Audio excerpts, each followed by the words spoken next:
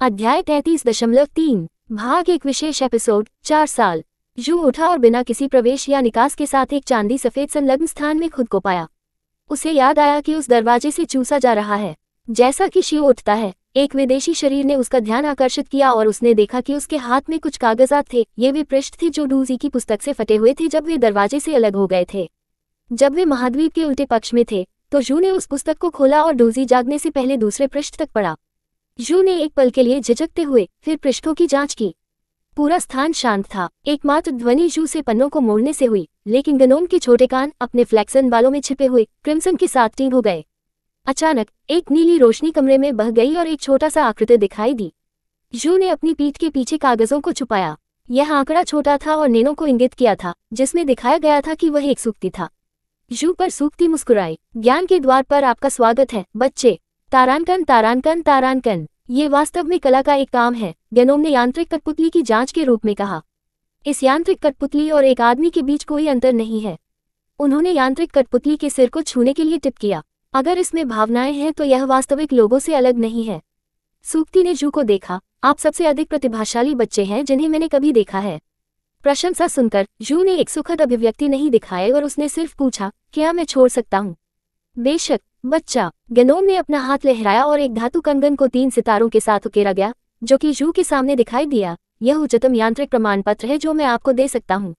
वास्तव में आप पहले से ही एक 5 स्टार मैकेनिक हैं। यहाँ से निकलने के बाद आप अपने स्टार रैंक को अपग्रेड करने के लिए अपने काम को गंभीरता प्लाजा में ले जा सकते हैं। मेरा सुझाव है कि आपको 5 सितारे मिले ताकि आप फाउंडेशन प्लाजा से 5 सितारा सामग्री ले सकें। सूक्ति रैंकिंग सितारों का उपयोग करती है। कुल 7 स्टार रैंक हैं। गनोम की स्टार रैंकिंग के आधार पर वे इसी स्टार स्तर की सामग्री प्राप्त कर सकते हैं और इसी स्टार रैंक वाले यांत्रिक कठपुतली को कमांड कर सकते हैं। जू ने कंगन लिया और धातु की श्रृंखला स्वचालित रूप से अपनी कलाई पर चढ़ गई। सूक्ति उसके विपरीत खड़ा था। इस बार उनकी मुस्कान अधिक सहज और कम क्रमादेशित लग रही थी। बधाई बच्चे, आप स्नातक करने के लिए तैयार हैं। जब जू ज्ञान के द्वार से बाहर आया तो उसने पुराने जॉन को दरवाजे की रखवाली करते देखा। पुरानी यांत्रिक कठपुतली ने जू देखा और इसकी आंखों में नीली रोशनी खुशी से चमक गई। वापसी पर स्वागत है। पुराने जॉन ने जू की कलाई पर कंगन को देखा। पहले से ही 3 सितारे। ऐसा लगता है कि हमारे नए छोटे मास्टर बहुत अच्छे हैं। उनके बगल में एक मशीन बीप की गई। ये सहमत और खुश लग रहा था। जू ने उसके चारों ओर नजर डाली, लेकिन वह उस व्यक्ति को नहीं मिला जिसे वह ढूंढ रहा था। कहाँ है वह? पुरानी जॉन की नीली रोशनी टिमटिमाती है और उसकी आवाज दुख से भरी हुई थी। एक बात है जो मुझे आपको बताना है। थोड़ा फीनिक्स समय के पहिया के शीर्ष पर खड़ा था, सुस्त हो गया। ये कभी कभी समय के पहिया के सुनहरे बाहरी अंगूठी को पैक करता है, हालांकि बड़े आदमी को अपनी माँ वापस करने की कोशिश कर रहा है। अचानक एक छोटा सा आंकड़ा अपनी दृष्टि के क्षेत्र में दिखाई दिया और छोटे फीनिक्स ने समय के पहिया पर ऊपर और नीचे उछलते हुए एक निविदा रोना जारी किया। Chirp chirp chirp. जू समय के पहिया पर निश्चित रूप से घूर रहा था। सभी संख्याओं और रंग को उज्ज्वल रूप से जलाया गया था, जो ये दर्शाता था कि यह काम कर रहा था। उसने अपना हाथ फैलाया और समय के पहिया पर दबाया। वह व्यक्ति वहां है। जू ने इधर उधर हो गए और उन सूचनाओं और रिकॉर्ड को स्कैन किया जो जमीन पर थे। उसकी एम्बर आंखें निर्मलता के संकेत के साथ चमकती थीं। मैं तुम्हें बाहर खींच लूंगा। तारांकन तारांकन तारांकन। राहेल धातु पिरामिड के शीर्ष पर खड़ी थी, विशाल स्थान को देखने के लिए। यहाँ तक कि उसे एक अवर्णनीय रोमांच और झटका लगा। ये पौराणिक अंतरिक्ष आंख है। 30,000 साल पहले नोम्स ने स्पेस आई को ब्लॉक करने के लिए इस धातु पिरामिड का निर्माण किया। तब से महाद्वीप के उल्टे पक्ष को अराजकता महाद्वीप के लिए चैनल तक पहुंच नहीं थी। राहेल ने उन सुरागों का पीछा किया जो यहाँ नेतृत्व करते थे। मौत के दलदल में यांत्रिक कठपुतलियों ने उन्हें थोड़ी परेशानी दी, लेकिन वे मशीनें थंडर रेजिमेंट के नक्शे कदम पर रोक नहीं रख सकी। वे खोई हुई भूमि पर गए, प्रकाश के स्तंभ में प्रवेश किया और एक बड़ा आश्चर्य प्राप्त हुआ। चैनल जो हजारों वर्षों से अवरुद्ध किया गया था, आखिरकार फिर से खुला था। राहेल ने नीचे की अंतरिक्ष की आंखों को देखा और अपने आदमियों को दूर ले गया। यदि कोई स्थान इंगित नहीं किया गया है तो अंतरिक्ष आंख प्रत्येक व्यक्ति को दूसरी तरफ एक यादृच्छिक स्थान में स्थानांतरित कर देगी। उसे वापस जाना था और अंतरिक्ष की आंख के लिए तैयार होना था। इसके अलावा वह महाद्वीप के उल्टे पक्ष में इस रोमांचक समाचार को फैलाने जा रही थी। राक्षसों ने बहुत लंबा इंतजार किया है। अब उनके लिए अराजकता महाद्वीप में लौटने का समय आ गया है। तारांकन तारांकन तारांकन। लिटिल फीनिक्स ने अपने पंखों को फड़फड़ाया। इसके पंख बाहर हो गए हैं और यह अब एक नशे में आदमी की तरह नहीं उल्टा है, जो कि चीजों में अनाड़ी रूप से टकरा रहा है। पुराने जॉन मुस्कुराए। अगर कोई यह नहीं जानता था कि वह एक यांत्रिक कठपुतली था, तो कोई एक साधारण आदमी के लिए मुस्कुराते हुए भूरे बालों वाली यांत्रिक कठपुतली की गलती करेगा? जू ने अप्रचलित यांत्रिक कठपुतली के खोल को बदल दिया ताकि पुराने जॉन अधिक आसानी से बच्चे फीनिक्स की देखभाल कर सकें। और जॉन ने छोटे फीनिक्स को खिलाया और फिर अपने छोटे से मास्टर को देखा, जिसका सिर अभी भी अनुसंधान के आंकड़ों में दफनाया गया था। जू का भोजन पहले से ही ठंडा हो गया था। एक दौड़ के रूप में गनोम्स उत्सुक और जिद्दी हैं। पुराने जॉन ने अक्सर सोचा था कि अगर केवल वे इतने उत्सुक नहीं थे तो वे खराब नहीं होते, और अगर वे इतने जिद्दी नहीं होते तो उन्हें इतना दर्द नहीं हुआ होता। जू ने रिपोर्ट को अपने हाथ में रखा। कोई फर्क नहीं पड़ता कि उसने कितनी बार देखा, चाहे वह कितने भी परीक्षण करे, वह हमेशा एक ही निष्कर्ष पर पहुंचे, उसके पास समय की पहिया को नियंत्रित करने का कोई तरीका नहीं था। गनोम रिसर्च रिपोर्ट के अनुसार व्हील ऑफ टाइम एक कलाकृति है जिसके माध्यम से आप समय के कानून का उपयोग कर सकते हैं। जू ने समय के विशाल पहिए को देखा। उसकी आंखों में एक मजबूत निर्धारण 2 का खुलासा किया। चूंकि यह एक कलाकृति है जो सक्रिय है, इसमें एक मास्टर होना चाहिए। तो इसका गुरु कौन है? अध्याय 33.4 भाग 2 विशेष एपिसोड 4 साल। गनोम का रिकॉर्ड पढ़ता है। अंडस्को ने गनोम रेस को समय का पहिया दिया। जू ने नोम के सभी डेटा के माध्यम से अफवाह की और कभी भी वह नाम नहीं पाया जो उस खाली स्थान में होना चाहिए।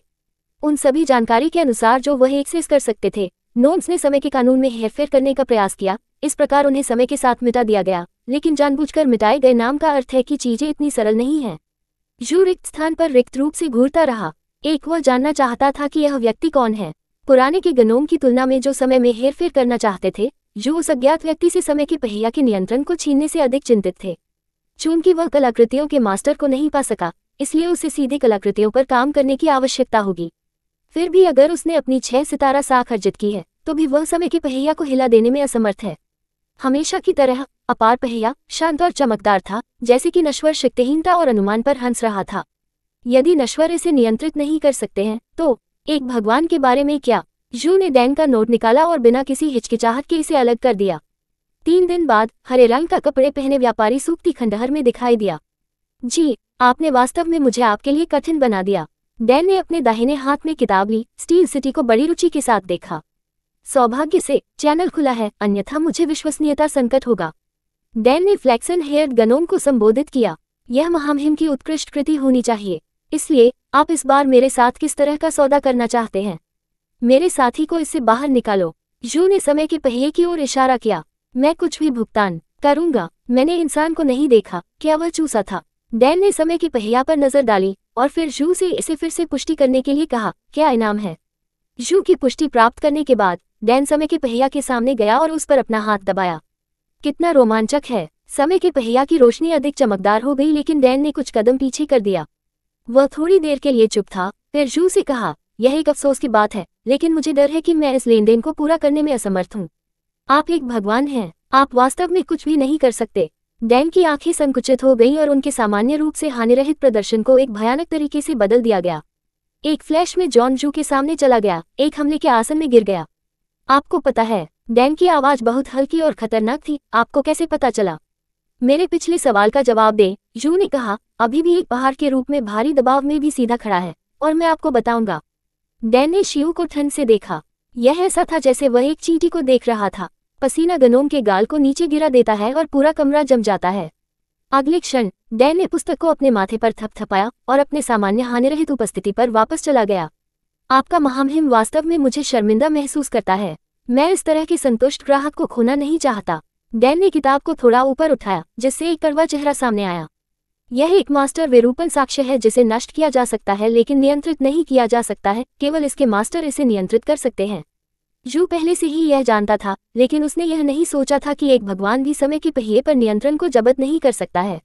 इसका गुरु कौन है? मुझे नहीं पता। डैन ने अपना सिर हिलाया। मैं केवल ये कह सकता हूँ कि इसने मुझे यह महसूस किया कि मुझे इस वस्तु के साथ ध्यान नहीं देना चाहिए। मुझे इस तरह से मत देखो। एक ईश्वर सर्वव्यापी नहीं है, यह उल्लेख करने के लिए नहीं कि मैं अपनी शक्ति का उपयोग नहीं कर सकता। हो सकता है कि एक दिन आपका साथी बाहर आ जाएगा। हरे रंग के कपड़े वाले दानव ने अपने हाथ फैलाए। ठीक है, मैंने आपके प्रश्न का उत्तर दिया है। क्या आप अब मेरा जवाब दे सकते हैं? उद्धरण चिन्ह ... उसने मुझे बताया। वह डैन ने तुरंत प्रतिक्रिया व्यक्त की और समय के पहिया पर जू की आंखों का अनुसरण किया। उसे कैसे पता चला? एक साधारण आदमी क्यों होगा? जू का दिल हिंसक रूप से धड़कता है और उसने उत्सुकता से डैन के शब्दों को बाधित किया। जू को यह एहसास नहीं था कि उसकी आवाज कांप गई, क्योंकि उसने कहा, रुको, क्या तुमने कहा कि वह एक साधारण आदमी है? और क्या? दान ने विस्मय के साथ जू को देखा। आपको क्या लगता है कि वह क्या है? उद्धरण चिन्ह डॉट डॉट डॉट। एक भगवान। जू ने हरे रंग के कपड़े पहने व्यापारी को अपने सिर को बड़ी निश्चितता के साथ देखा। नहीं, वो एक भगवान नहीं है। तारांकन तारांकन तारांकन। मरे हुए आत्माओं के समुद्र की गहराई में गहरी हड्डियों से बने एक घर में एक काले ताबूत का ढक्कन खुला। एक झुर्रियों वाले हाथ ने ताबूत के किनारे को पकड़ लिया। धीरे धीरे एक सूखे शरीर गुलाब। मम्मी ने उसके हाथों को ताली बजाई और एक बल्ले ने लाल तरल की एक बोतल के साथ उड़ान भरी। मम्मी ने बोतल ली और ढक्कन खोला। घर रक्त की समृद्ध खुशबू से भर गया था। ग्लग ग्लग ग्लग। सामग्री के बाद सभी को नीचे गिरा दिया गया। एक सफेद मोटा हाथ खाली बोतल को नीचे रख दिया। हाथ की युक्तियों को लाल रंग में चित्रित किया गया था। मम्मी गायब हो गई थी। एक सेक्सी महिला द्वारा लंबे सीधे काले बालों वाली थी, जिसने एक नेक्रोमेंसर के काले बागे पहने थे। वह बढ़ गई। मैं एक लंबे समय से सो रहा था और मेरी हड्डियां जंग लगी हुई हैं, महिला ने कहा, उसकी लाल उंगलियों को उसके लाल होठों और गिड़गिड़ाते हुए। मेरे प्यारे शिष्य को आने दो और मेरे साथ खिंचाव। कोक्वेटिश महिला ने उठकर अपने प्यारे छात्र को बुलाने के लिए अनुबंध का इस्तेमाल किया, लेकिन अनुबंध से उसे जो जानकारी मिली उसने उसे अपने ट्रैक में रोक दिया। मृत स्वैच्छिक महिला का शरीर कांपने लगा। लंबे नुकीले उसके मुंह से फट गए और उसके लाल होठों को चाकू मारा, जिससे खून आ गया। ये कौन था? मेरे छात्र अनाथ को मारने की हिम्मत किसने दी? एक उग्र सांस बोन हाउस के ऊपर लुढ़क गई और महिला की आवाज गुस्से से बदसूरत हो गई। मैं उसे मरना चाहता हूँ। तारांकन तारांकन तारांकन। जू को एक कहानी याद थी जो उसने सुनी थी। एक दानव को भगवान ने सील कर दिया था। पहले 100 वर्षों के लिए दानव ने सोचा कि अगर कोई इसे जारी करना था तो दानव उस व्यक्ति को अनगिनत खजाने देगा। हालांकि 100 साल बीत गए और किसी ने इसे जारी नहीं किया। दूसरे 100 वर्षों के लिए दानव ने सोचा कि अगर कोई इसे जारी करना था तो दानव उस व्यक्ति को दुनिया में सबसे अच्छी चीजें देगा। हालांकि 200 साल बीत गए और किसी ने इसे जारी नहीं किया। तीसरे 100 वर्षों के लिए दानव ने सोचा कि अगर कोई इसे जारी करना था तो दानव उस व्यक्ति की सभी इच्छाओं को सच कर देगा। दुर्भाग्य से 300 साल बीत गए और किसी ने इसे जारी नहीं किया। दानव हताश हो गया और उग्र रूप से खुद से कहा, अगर कोई मुझे जारी करता है तो मैं उस व्यक्ति को मार दूंगा। पहली बार जब उसने कहानी सुनी तो शिव इतना अज्ञानी था कि वह समझ नहीं पा रहा था कि दानव अपने लाभार्थी को मारने के लिए क्यों चुनेगा। उसने सोचा, ओह, यह इसलिए है क्योंकि वह एक शैतान है। जू समझ नहीं पाए कि दानव की आशा और निराशा, लेकिन अब जब उन्होंने खुद इसका अनुभव किया है तो शिव समझ गया कि जब ये पता चलेगा कि यह शुद्ध पीड़ा है तो बिना किसी चीज की प्रतीक्षा करना। दिन के बाद लिटिल फीनिक्स बड़ा हो रहा था। पुराने जॉन के लिए उन्होंने जो हिस्से बनाए थे वे अधिक से अधिक विस्तृत हो रहे थे, लेकिन डूजी ने कभी नहीं दिखाया। इस खबर को सुनने की उत्तेजना की डूजी एक ईश्वर नहीं है, इसे ठंडा करना शुरू कर दिया। उसे अब उस आदमी का इंतजार नहीं करना पड़ेगा। वह आदमी उसकी एकमात्र आशा है। वह डूजी को छोड़कर सब कुछ हो सकता है। वह उसे कभी जाने नहीं देगा। उन्होंने 1 साल तक इंतजार किया, फिर 1 और साल, और पलक झपकते ही 1 और साल बीत गया। गनोम का छोटा आंकड़ा समय के पहिया के खिलाफ झुक गया। उसने अपना चेहरा पहिया पर रख दिया और अपनी आंखें नीचे कर दी। जल्दी से बाहर आओ, मैं तुम्हें देखना चाहता हूँ। जल्दी से बाहर आओ, मैं तुमसे कुछ कहना चाहता हूँ। जल्दी से बाहर आओ, मैं पहले से ही हूँ। मैं शायद ही इसे सहन कर सकता हूँ। दानव का कहना है कि अगर कोई इसे जारी करता है तो वह उस व्यक्ति को मार देगा। पहिया की सतह ने जू की आंखों को प्रतिबिंबित किया। रंग इतना उज्ज्वल था कि यह खून को उड़ाने के लिए लग रहा था। अध्याय 34.1 लेखक, एक अच्छा प्रतिद्वंद्वी चुने, यह एक जीवन भर की बात है। 4 साल, ये शब्द डूजेड के दिमाग में गूंजते थे। वह इसकी कल्पना नहीं कर सकता था। जाहिर है वह बस थोड़ा सा 4 साल के लिए बाहर चला गया। यह उसके लिए प्रक्रिया के लिए बहुत अधिक जानकारी थी। बेवकूफ डूजी बैठ गया और शियू को खाली कर दिया। वह स्पष्ट रूप से देख सकता था कि सूक्ति का मुंह लाल था। जू को इस बारे में पता लग रहा था और एक बहुत ही प्यारी मुस्कान का खुलासा करने से पहले अपने मुंह के कोनों को चाटा, जैसे कि एक बच्चा अपनी पसंदीदा कैंडी खा रहा था। नायक एक मीठी लेकिन गहरी हवा दे रहा था। डूजी का दिल हिंसक रूप से धड़कता है। उसने जू के हाथ को देखा जो बाहर पहुंच गया और ध्यान से उसकी गर्दन के पीछे रगड़ दिया। जू को पहले अपनी गर्दन को छूना पसंद था, लेकिन किसी तरह इस बार यह अलग था। वह अपनी त्वचा पर जू की उंगलियों को महसूस कर सकता था, उत्साह पर इशारा करते हुए परेशानी करने के लिए तैयार था। कुछ सही नहीं है। डूजी ने कुछ कठिनाई के साथ अपनी लार को निगल लिया। उसका गला तंग लग रहा था। उसके एडम का सेब ऊपर और नीचे गिर गया और जू की उंगलियां उसके नीचे फिसल गईं। नायक अब उसे एक ऐसा एहसास दे रहा था जैसे वह एक ज्वालामुखी था जो विस्फोट करने वाला था, जबकि डूजी मरने के इंतजार में गड्ढे में फंस गया था। ठीक है, अगर किसी भी उपन्यास नायक को 4 साल के लिए एक छोटे भाई की प्रतीक्षा करनी थी तो उसका गुस्सा गेज बहना होगा। लेकिन कृपया शांत रहें, नायक। लेखक ने 4 years slave by नहीं लिखा था, इसलिए यदि आप विस्फोट करना चाहते हैं। डूजी ने महसूस किया कि शिव का हाथ उसकी गर्दन के पीछे को घेर लेता है क्योंकि गनोम ने उसे करीब खींच लिया। डूजर के खिलाफ अपने माथे के साथ युवा लड़का एक नर्म मीठी आवाज में कहा, क्या आपके पास कहने के लिए कुछ है? यह युवक वास्तव में नहीं जानता कि यह इस तरह क्यों निकला। यदि आप नहीं करते हैं तो मेरी बात सुने। जू सॉफ्ट वॉइस धैर्य से भरी हुई थी। मेरे पास आपको बताने के लिए बहुत कुछ है। बूम! पश्चिम से एक बड़ा विस्फोट आया जहां सूखती खंडहर का ज्ञान प्लाजा स्थित था। उस दिशा से काला धुआं बढ़ गया और जॉन डूब गया। उनकी कोमल आवाज थोड़ी नाराजगी के साथ थी, कोई अंदर टूट गया। क्या बच्चे अब इतने हिंसक हैं? यहाँ वे आते हैं। सड़क के पास ड्राइंग कई नक्शे कदम की आवाज के साथ सड़क शोर हो गई। डूजी ने शिव को अपने पीछे रखा। अब जब नायक अपने गनोम रूप में था तो ये थोड़ा असुविधाजनक है। वे लोग बहुत तेजी से चले गए और वे लगभग तुरंत डूजेड के सामने दिखाई दिए। यह एक भाड़े के दस्ते थे, साफ सुथरे हल्के रंग के छोटे बाल के साथ एक चोर मुख्य समूह से आगे चल रहा था। जब चोर ने डूजी और पुराने जॉन को देखा तो वह ब्रेक पर पटक दिया। उसका एक साथी जो उसके पीछे था वह एक टक्कर से चूक गया। अरे, तुम अचानक क्यों रुक गए और मेरे रास्ते को ब्लॉक कर दिया? हनोक शिकायत करने वाली एक मांसपेशियों में एक बड़ी तलवार थी जो उसके हाथ में एक बड़ी तलवार थी। उसके कंधे पर बैठना एक छोटी लड़की थी जिसने अपने हाथों को ताली बजाई और गिड़गिड़ाया, ये कहते हुए, हनोक एक मूर्ख है, टिल्डे एक मूर्ख। 2 बर्गल, जिसे हनोक के रूप में जाना जाता है, वापस आ गया। पुराने जॉन और डूजी की ओर इशारा करते हुए उन्होंने पूछा, क्या आप सड़क के पार लोगों को नहीं देखते हैं? डूजी लोगों के समूह को घूरता रहा। सहजता से उन्होंने अपने नाम को याद किया, दुष्ट हनोक, वार्यबार, फायर विजार्ड हनी। और डूजर के दिल की धड़कन तेज होने लगी और उन्होंने उस आकृति को देखा जो धीरे धीरे उनकी ओर चल रहा था। ये चांदी सफेद कवच में एक गोरा युवा क्लैड था जिसमें एक वीर बोल तीन चेहरा और आंखें सितारों की तरह उज्ज्वल थे। जब डूजी ने उसे देखा तो उसके मस्तिष्क में एक खलनायक लग रहा था जो मिश्रित रक्त की कथानक को बताता है। नायक एक भाड़े की टीम में शामिल हो गया। हनोक नाम का एक उच्च स्तरीय चोर था जो हमेशा पहले दौड़ना पसंद करता था। हनी नाम का एक युवा फायर विजार्ड था जिसे गुनगुनाना पसंद है। बाट नाम का एक बड़ा तलवार सेनानी था जो हर कोई जानता है कि शहद के लिए एक अंगरक्षक है। उन्होंने पलादिन की ओर इशारा किया और नायक से कहा, यह हमारा कप्तान है, उसका नाम एरिक है। पलादिन एरिक प्रतिद्वंद्वी दिखाई दिया है। हेलो बड़ा भाई। वाई उपन्यासों में प्रतिद्वंद्वी की भूमिका बहुत महत्वपूर्ण है। वह और तोप का चारा अनुभव देने, उपकरण भेजने, बहनें भेजने, छोटे भाइयों को भेजने और इसी तरह नायक को भेजने के लिए काम करता है। यह एक भारी जिम्मेदारी है। हालांकि प्रतिद्वंद्वी और तोप के चारे के बीच एक बड़ा अंतर है।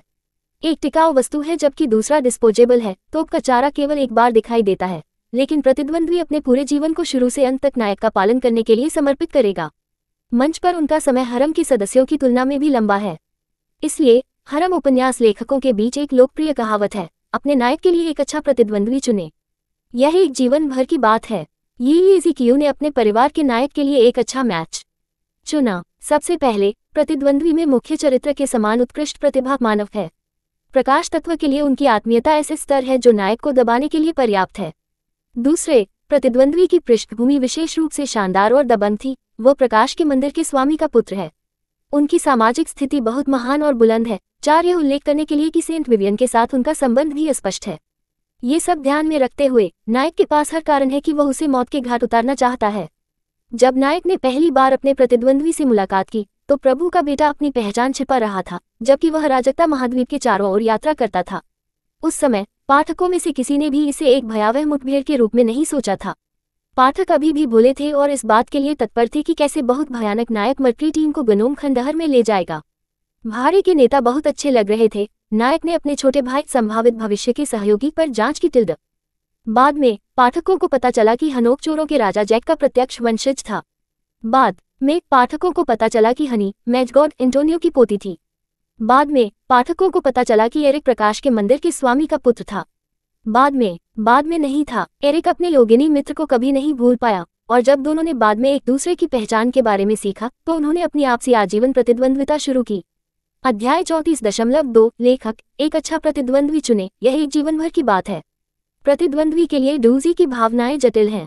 यीज़ीक्यू ने एरिक को इस तरह से वर्णित किया, धूप, सुंदर, होनहार, सभी गुणों को रखने के लिए गोरा बाल, ये डेजा वू है। वर्णन वास्तव में है कि कैसे नायक को काला करने से पहले वह कैसा था। लेखक, आप जानबूझकर पाठकों को भड़का रहे हैं। क्या आप चाहते हैं कि यह पाठक रोए? यह युवक वास्तव में रोएगा।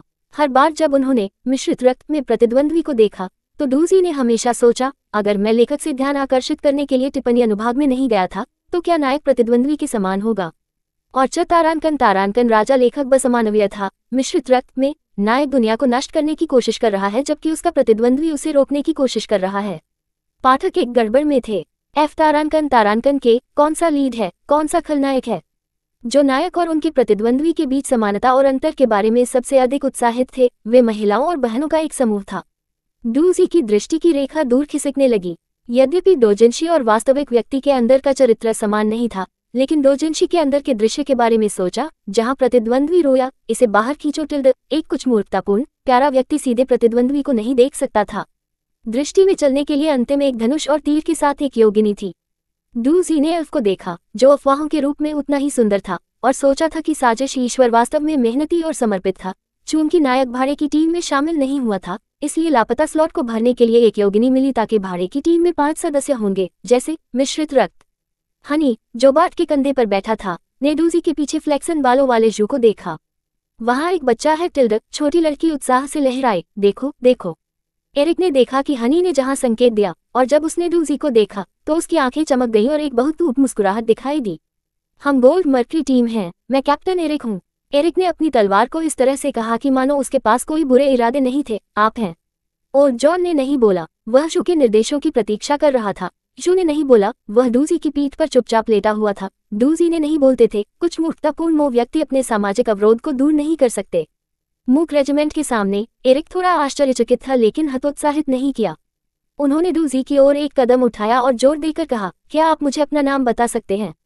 उनके ध्यान का दायरा आप तक सीमित हो गया था। डूजी ने एरिक को देखा और सोचा कि भाड़े के कप्तान शियू को देख रहे थे जो डूजी के पीछे था।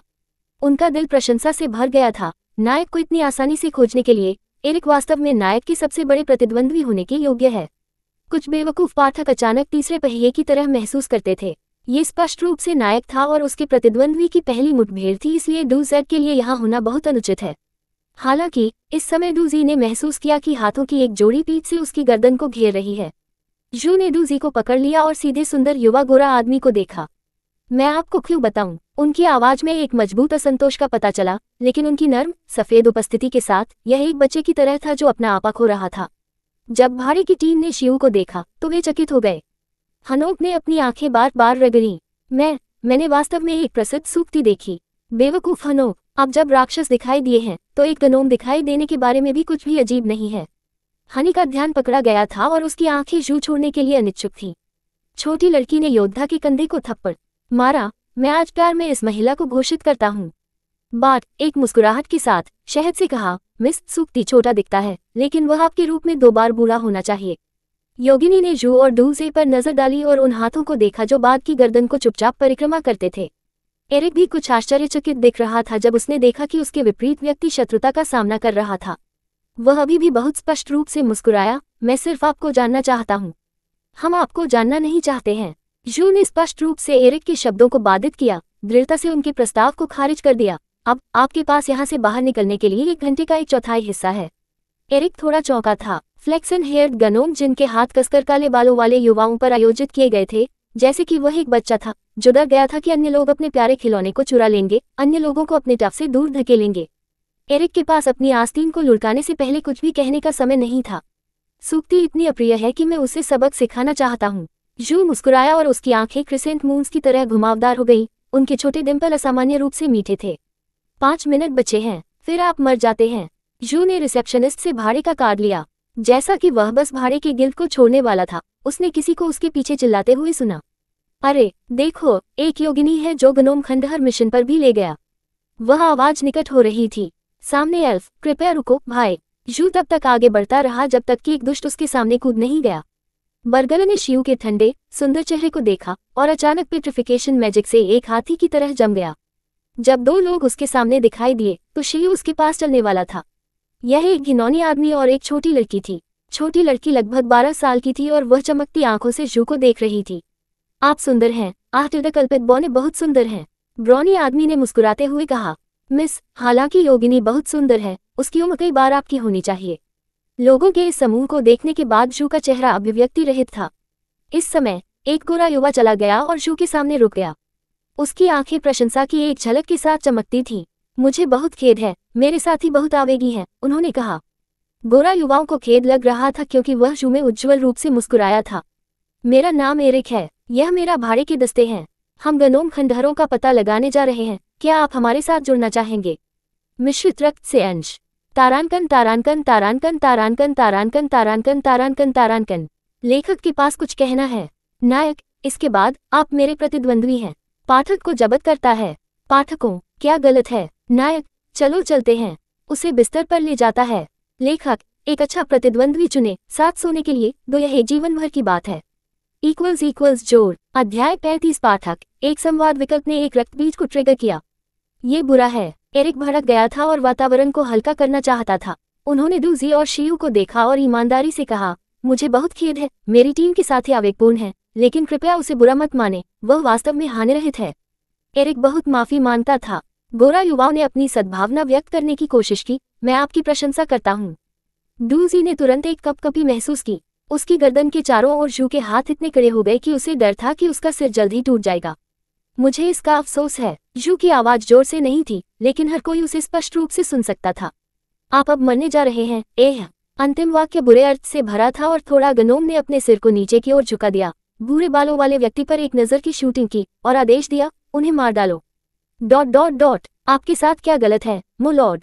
कुछ प्यारे पाठक ने पिछले संवाद को याद करने की सख्त कोशिश की। कोई समस्या नहीं है, लाइनें अच्छी होनी चाहिए। नायक का क्रोध स्थान क्यों था ताकि वह विस्फोट हो गया? क्या योगिनी और गनोम के जी स्पॉट अलग हैं? मूल मिश्रित रक्त अनुकूलता रेटिंग मैकेनिक में नायक के विभिन्न रूपों को अलग अलग संवाद विकल्पों की आवश्यकता होती है। जू के आदेश को सुनने के बाद पुराने जॉन ने भाड़े की टीम की ओर चलना शुरू कर दिया।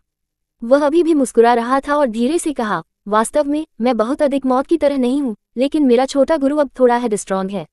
और जॉन यथार्थ से बोलने के लिए लग रहा था। एरिक ने संघर्ष को रोकने की कोशिश की। हम आपको नाराज करने की कोशिश नहीं कर रहे हैं, कुछ गलतफहमी होनी चाहिए। और जॉन की आवाज कोमलता से भरी हुई है। छोटे गुरु ने आपको मारने के लिए कहा। मुझे पता है कि यह बहुत अधिक लगता है, लेकिन मैं उसकी कैप्रेस को लिप्त करूंगा।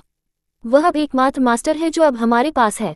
वफादार और समर्पित पुराने जॉन का सामना करते हुए एरिक अवाक था। हनोक ने अपने खंजर को बाहर निकाला। बाट ने एक बड़ी तलवार खींची और हनी बाट के कंधे से नीचे कूद गया। फीनिक्स ने अपने पंखों को बाहर निकाल दिया और फिर पुराने जॉन के कंधे को छोड़ दिया। और जॉन ने अपना कतार 2 निकाला और भाड़े की टीम को देखते हुए कमर से नीचे झुक गए, जैसे कि वह हमला करने से पहले माफी के रूप में झुक रहा था।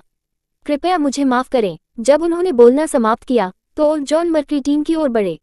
क्योंकि ओल्ड जॉन की गति वास्तव में बहुत तेज थी, ये डूजी को एक पल की तरह दिखता था। दोनों पक्षों में अभी भी दर्जनों मीटर की दूरी थी और अगले क्षण वे पहले से ही लड़ रहे थे।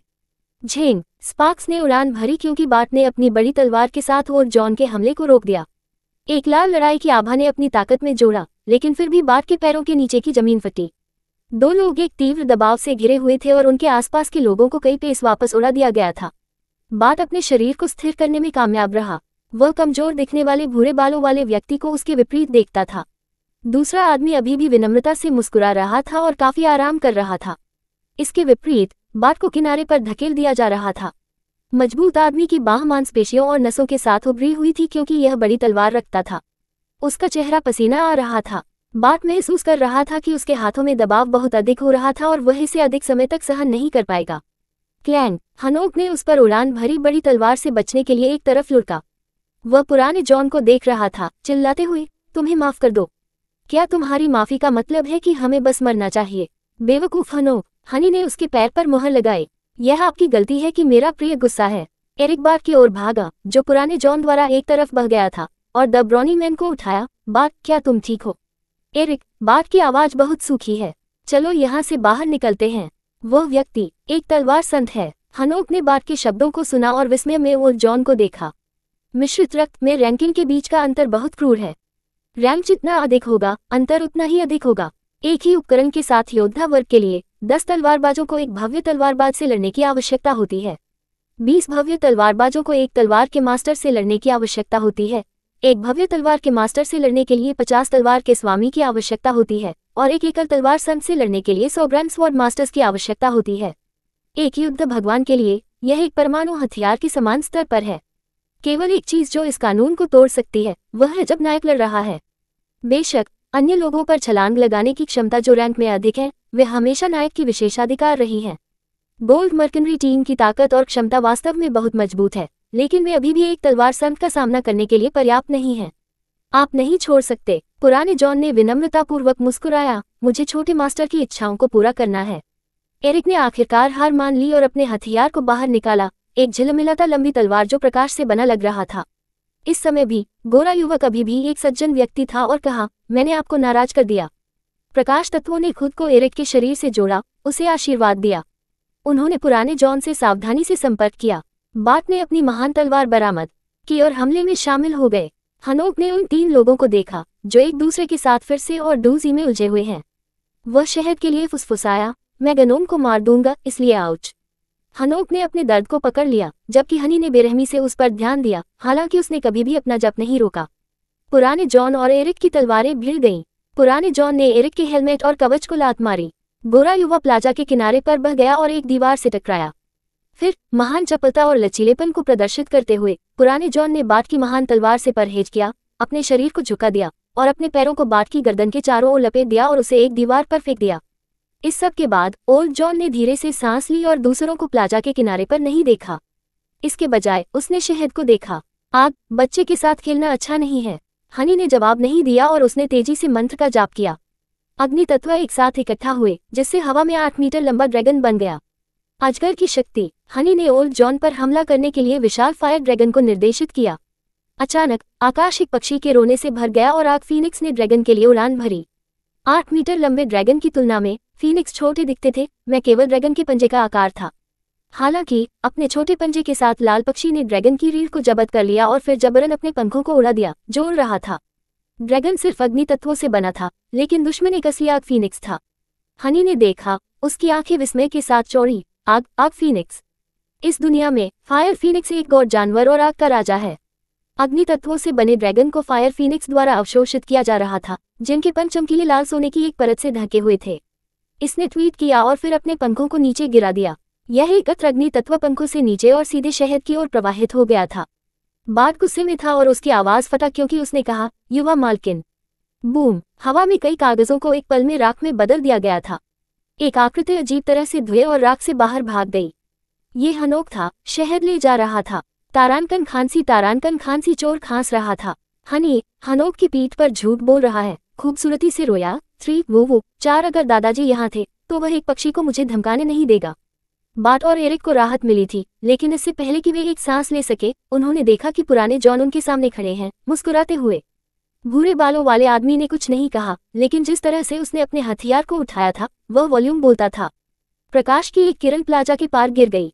प्रकाश इतना चुपके से था कि पुराने जॉन ने भी उससे तब तक नोटिस नहीं किया जब तक कि प्रकाश उसके शरीर तक नहीं पहुंच गया। पुराने जॉन ने अपनी टूटी हुई छाती को देखा। योगिनी के चेहरे पर अभी भी कोई अभिव्यक्ति नहीं थी, लेकिन उसके हाथ के झटके से पता चला कि क्या हुआ था। यह एक पवित्र तीर था। पुराने जॉन ने उस तीर पर नजर डाली जिसने उसकी छाती को छेद दिया।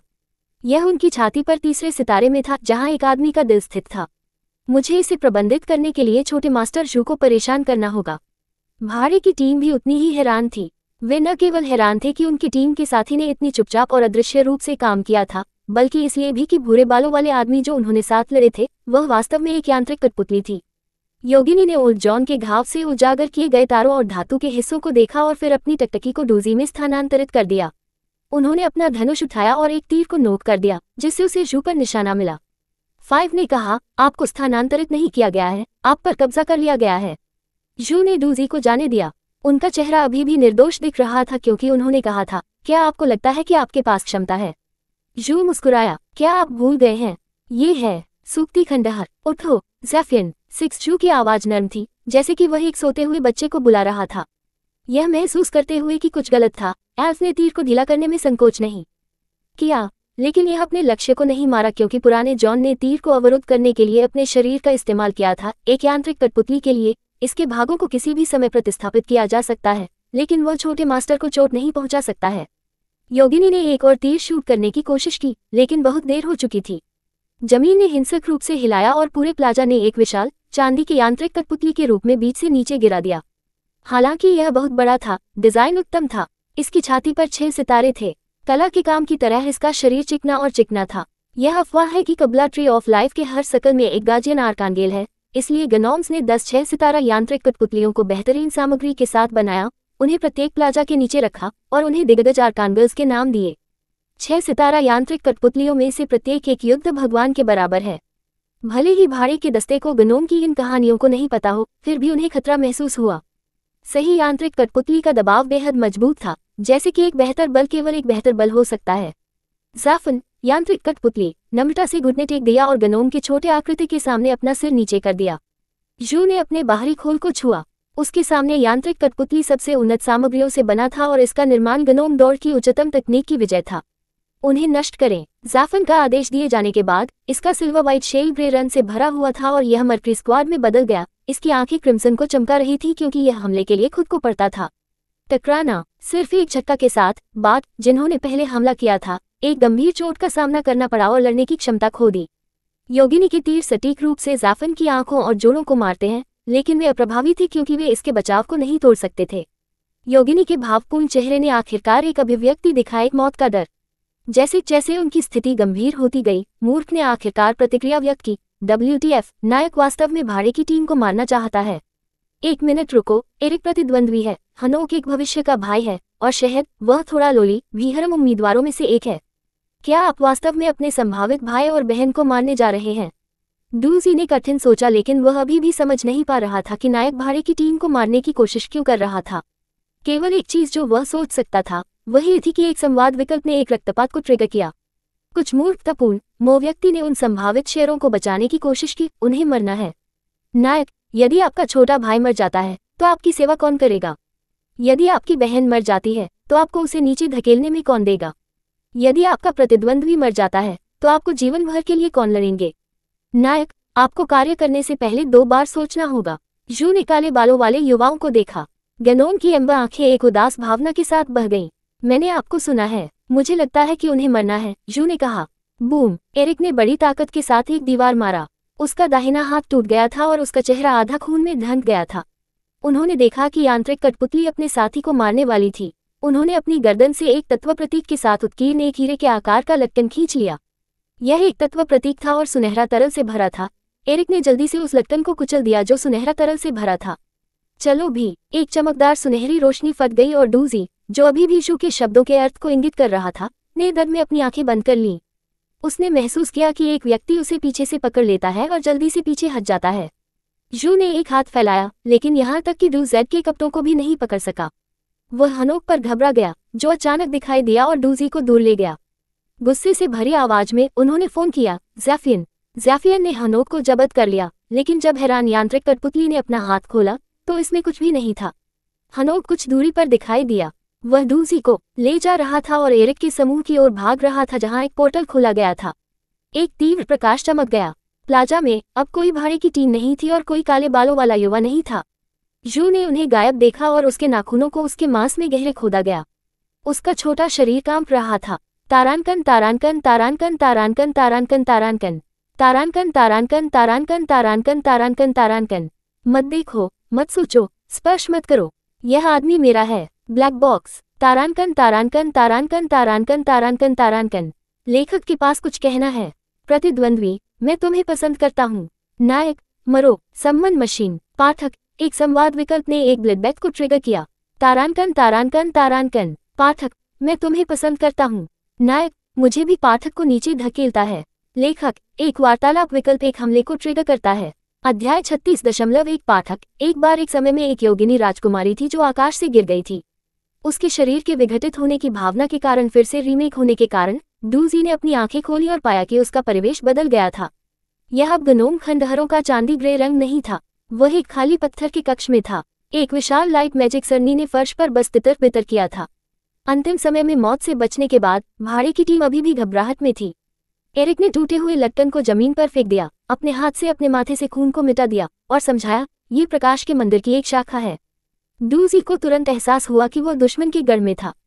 हालांकि उन्हें उम्मीद थी कि प्रतिद्वंद्वी की शुरुआत को आसानी से हल नहीं किया जाएगा और यह निश्चित रूप से जीवित रहने के लिए निश्चित था, लेकिन श्री प्रतिद्वंद्वी, आप लोगों की भीड़ के साथ कैसे बच गए? आपका लक्ष्य हमेशा नायक रहा है, इसलिए ये युवक सिर्फ एक निर्दोष है। VTF, अगली बार इस युवक को एक टाइटेनियम मिश्र धातु घुटने से लेस करना होगा। अरे एरिक, मैंने उस आदमी को चुरा लिया है जिसे आपने मांगा था। हनोक की आवाज गर्व से भरी थी। इस चोर को चोरी नहीं कर सकता है। डूजी चौंका दिया गया था। एरिक, जो बात पर एक उच्च स्तरीय इलाज कर रहा था, ने हनोक में अपना धन्यवाद मुस्कुराया। एरिक ने बात के उपचार पर ध्यान केंद्रित करने से पहले एक पल के लिए डूजी को देखा। शहद बारीकी से देख रहा था, चिंतित था। एल्फ अपनी पीठ पर अपने धनुष के साथ अपनी अंगूठी को घूर रहा था, जो दरारे से ढकी हुई है। शायद ये क्षतिग्रस्त हो गया था क्योंकि लड़ाई बहुत भयंकर थी। डूजी ने हनोक को खाली देखा, क्योंकि बाद में उसके चारों ओर चक्कर लगाए और अपनी मजबूत जिज्ञासा व्यक्त की। आपका नाम क्या है? मेरा नाम हनोक। हेलो छोटा भाई, ये युवक आपका वरिष्ठ है। वह पुस्तक जिसे आप पकड़े हुए हैं, यह क्या है? एक गनोम की मशीन। यह उस पुस्तक है जो किसी की नैतिक अखंडता को मरने का कारण बनती है। आप मेरे उदासी को नहीं समझते हैं। उस सूक्ति के साथ आपका क्या संबंध है? आपको सच बताने के लिए, ये पहली बार था जब मुझे एहसास हुआ कि सूक्ति ऐसे भयानक प्राणी थे। उनका स्वभाव गनोम्स के बारे में जो मुझे पता था उससे कहीं ज्यादा डरावना था। उद्धरण चिन्ह। नायक ने अपने छोटे भाई का 4 साल तक इंतजार किया और उसकी जलन का वर्णन नहीं किया जा सकता है। आप उसी तरह से टूट गए जैसे कि नायक विस्फोट करने वाला था। इस युवक के स्थान पर घरेलू हिंसा को समझने के लिए धन्यवाद। बोलते क्यों नहीं? यह युवक दिल से आपका आभारी है। एरिक जोर जोर से रोया। क्या यह आदमी वास्तव में मानव है और एक यांत्रिक कठपुतली नहीं है? उसने एक शब्द नहीं कहा है और उसके चेहरे की कोई अभिव्यक्ति नहीं है। एरिक ने हल्के से खांसी की। उसके हाथों में प्रकाश मंद हो गया। बाट के कॉम्प्लेक्शन में बहुत सुधार हुआ है। हनी ने ध्यान से बाट के हाथ को पकड़ लिया। एक ही समय में रोने के दौरान उसकी हंसी अजीब और प्यारा दोनों था। एरिक खड़ा था। उसका दाहिना हाथ अभी भी लंगड़ा था, लेकिन गोरा युवाओं को परवाह नहीं थी। वह डूसर के पास गया और धीरे से कहा, मुझे खेद है कि मैंने आपको अपने साथ लाने के लिए इस तरह की विधि का उपयोग किया। एरिक ने अपनी आंखों में श्रद्धा के साथ डूजी को देखा। मैंने यह आपके लिए किया। एरिक अपनी सांस रोके। हनोक की अभिव्यक्ति बदल गई और वह सख्त रोया। खोए हुए फूलों की गंध है। लेकिन बहुत देर हो चुकी थी। जैसे हनोक ने खतरे को माना, अन्य लोग गिर गए। डूजी को लगा कि उसका शरीर कमजोर था, इतना कमजोर था कि वह पकड़ नहीं सकता था। कीचड़ के एक पोखर की तरह वह धीरे धीरे जमीन पर बह गया, उसका पूरा शरीर लंगड़ा। हनोक हालांकि उतना प्रभावित नहीं था, लंबे समय तक खड़े रहने में सक्षम नहीं था क्योंकि योगिनी ने उसे एक हाथ चॉप के साथ बेहोश कर दिया था। एरिक ने कुछ कठिनाई के साथ अपना सिर उठाया और जब उसने देखा कि योगिनी ने क्या किया, तो उसका चेहरा भ्रम और दुख से भरा था। साइमन, क्यों? साइमन नामक योगिनी एक इंडिगो ब्लू फ्लावर पकड़े हुए था। उन्होंने एरिक की आंखों से परहेज किया और डूजेड के पास चले गए। रक्षाहीन काले बालों वाले युवाओं को योगिनी द्वारा उठाया गया था और उनके हाथों में किताब नीचे गिर गई थी। जाने से पहले साइमन ने एरिक के सवाल का जवाब दिया। कल्पित बोने के लिए तारानकन तारानकन तारानकन 2 बार के बारे में कि वह अपहरण कर लिया गया था। डूजी इसे 2 शब्दों में वर्णन कर सकता है। हाँ हाँ। तेजी से हरे भरे जंगल को देखते हुए वे यात्रा कर रहे थे। योगिनी शायद उसे एल्वेन जंगल में ले जा रही थी। दूसरे युग के बाद से कल्पित बोने एल्वेन वन में अलगाव में रह रहे हैं। अन्य दौर से उत्पीड़न को रोकने के लिए एल्वेन वन में कल्पित बोने ने एक जादू सरनी रखी। केवल वे लोग जो प्रवेश जानते हैं वे प्रवेश कर सकते हैं, अन्यथा वे खो जाएंगे और कभी भी कल्पित बोने के निवास को खोजने में सक्षम नहीं होंगे। डर है कि डूजी प्रवेश को याद रखेगा। साइमन ने उसे खटखटाया। दुर्भाग्य से उनके 0 पॉइंट रिस्टोर के कारण पाठक जाग गया और बार बार बाहर खटखटाया गया। 2 लोग बहुत परेशान हो गए। डूजी ने चुपचाप योगिनी को देखा। साइमन की अभिव्यक्ति से ऐसा लगता है जैसे वह सोचता है कि उसने सबसे खराब प्रकार का बंधक लिया होगा। अपने सबसे हालिया अनैच्छिक अचेतन राज्य से जागते हुए डूजी ने पाया कि वे अंततः फैंटेसी की पौराणिक भूमि तेल्वेन किंगडम में पहुंचे थे। फैंटेसी कार्यों में कल्पित बोने लगभग हमेशा सबसे आकर्षक नस्ल या दौर में से एक होते हैं। एक कुछ किंवदंतियों में कल्पित बोने जीवन के पेड़ से पैदा होते हैं। उनके पास शानदार सुंदरता और रहस्यमय स्वभाव है। वे कविता और कला में अच्छे हैं और वे प्रकृति के करीब रहते हैं। वे एक फेरीलैंड में रहते हैं। इस तरह की एक सुंदर दौड़ में भी बड़ी ताकत होती है और हर योगिनी एक जन्मजात आर्चा होती है जिसमें पौधों की आत्माओं से एक विशेष संबंध होता है। यूनिकॉर्न कल्पित बोने के विशेष उत्पादों में से एक है। ये कहा जा सकता है कि काल्पनिक काम करता है जिनमें कल्पित बोने नहीं है, वे बिल्कुल भी अच्छे नहीं हैं।